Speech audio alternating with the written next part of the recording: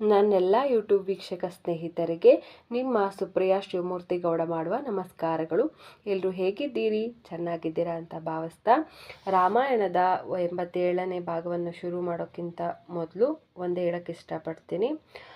ಈಗಾಗಲೇ 15 ದಿವಸದಿಂದ ನನಗೆ ತುಂಬ ಕೋಲ್ಡಾಗಿ ವಾಯ್ಸ್ ಕೆಟ್ಟಿತ್ತು. ಹಾಗಾಗಿ ರಾಮಾಯಣದ ರೆಕಾರ್ಡಿಂಗ್ ಮಾಡೋಕ್ಕಾಗಿರಲಿಲ್ಲ. ಆದರೆ ಒಂದು ತುಂಬ ಬೇಜಾರಾಯಿತು.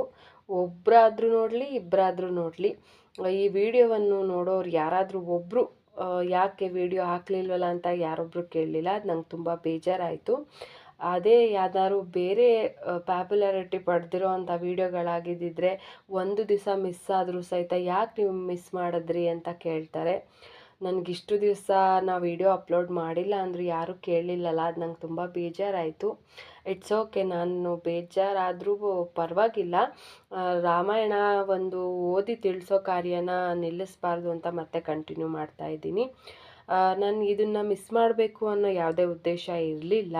ನನಗೆ ಹುಷಾರಿರಲಿಲ್ಲ ಅಂದರೂ ನಾನು ರೆಕಾರ್ಡಿಂಗ್ ಮಾಡ್ತಾಯಿದ್ದೆ. ಆದರೆ ವಾಯ್ಸ್ ಕೆಟ್ಟಿತ್ತು. ಆ ವಾಯ್ಸಲ್ಲಿ ಕ್ಲಿಯಾರಿಟಿ ಇಲ್ಲದಿರೋ ಕಾರಣ ನಾನು ಒಂದು ವಿಡಿಯೋ ಅಪ್ಲೋಡ್ ಮಾಡೋಕ್ಕಾಗಿರಲಿಲ್ಲ.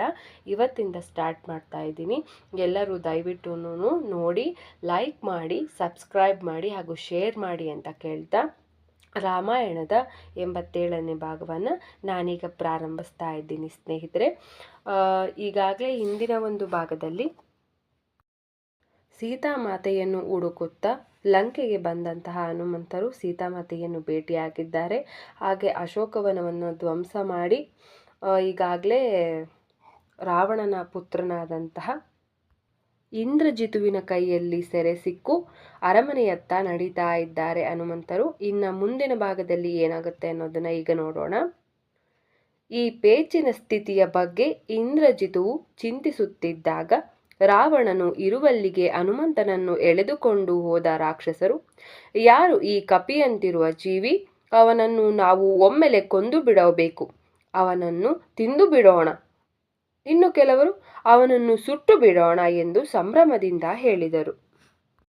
ಅಂತರಾಳದಲ್ಲಿ ಬಂಧಿತನಾಗಿದ್ದ ಹನುಮಂತನು ಕುಪಿತನಾಗಿದ್ದರೂ ರಾವಣನು ಸೀತೆಯನ್ನು ಅಪಹರಿಸಿದ ಘಟನೆಗಳ ಬಗ್ಗೆ ಅವನು ಯೋಚಿಸಿದಾಗ ಅವನ ಕೋಪವು ಇನ್ನೂ ಹೆಚ್ಚಿತು.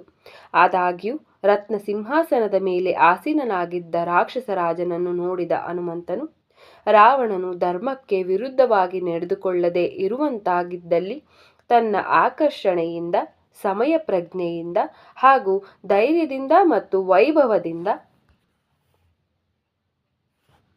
ಹಾಗೂ ಶುಭಪ್ರದ ದೈಹಿಕ ಚಿಹ್ನೆಗಳಿಂದ ಅವನು ಇಂದ್ರನ ಕೀರ್ತಿಯನ್ನೂ ಮೀರಿಸಬಹುದಾಗಿತ್ತು ಎಂಬುದಾಗಿ ಯೋಚಿಸಿದನು.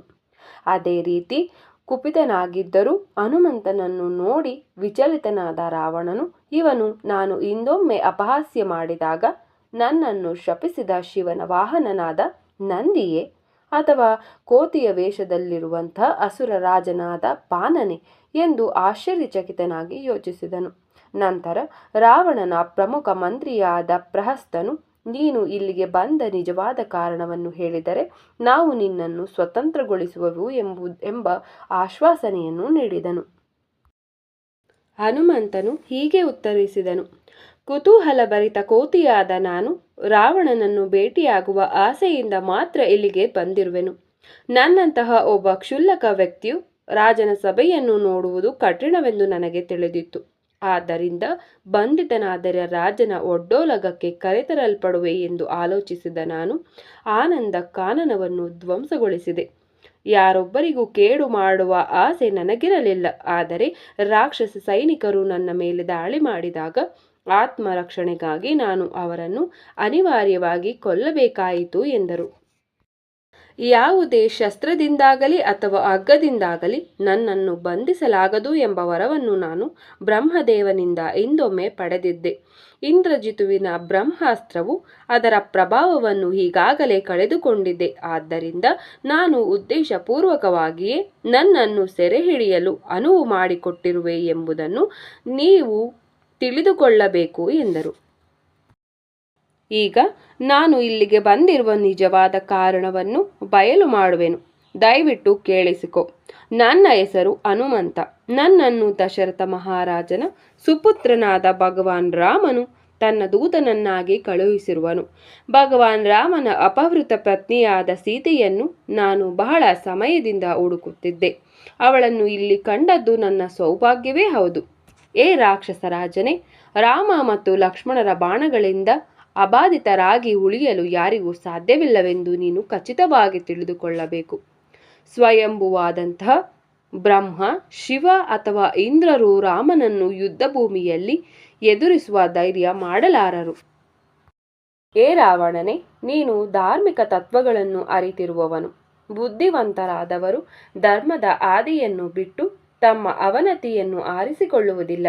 ಅತಿ ವಿಳಂಬವಾಗುವ ಮುನ್ನವೇ ನೀನು ನನ್ನ ಸಲಹೆಯನ್ನು ಸ್ವೀಕರಿಸಿ ಸೀತಾಮಾತೆಯನ್ನು ರಾಮನಿಗೆ ಮರಳಿ ಒಪ್ಪಿಸಬೇಕು.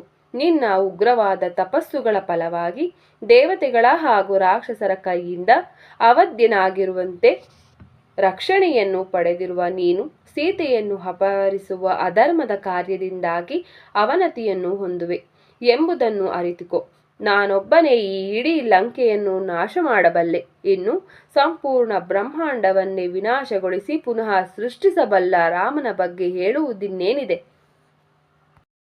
ಹನುಮಂತನ ಮಾತುಗಳು ರಾವಣನನ್ನು ಇನ್ನಷ್ಟು ಕುಪಿತಗೊಳಿಸಿದವು. ಅವನ ಕಣ್ಗಳು ಕೆಂಪಾದವು. ಕ್ರೋಧದಿಂದ ಕೆರಳಿ ಅರಚಿದ ಅವನು, ಆ ಕೋತಿಯನ್ನು ತಕ್ಷಣವೇ ಕೊಂದುಬಿಡಿ ಎಂದನು. ಆದರೆ ಸೌಮ್ಯ ಧ್ವನಿಯಲ್ಲಿ ಉಪದೇಶಿಸಿದ ವಿಭೀಷಣನು, ನನ್ನ ಪ್ರಿಯ ಅಣ್ಣನೇ, ದೂತನನ್ನು ಕೊಲ್ಲುವುದು ಸಮಂಜಸವಲ್ಲ.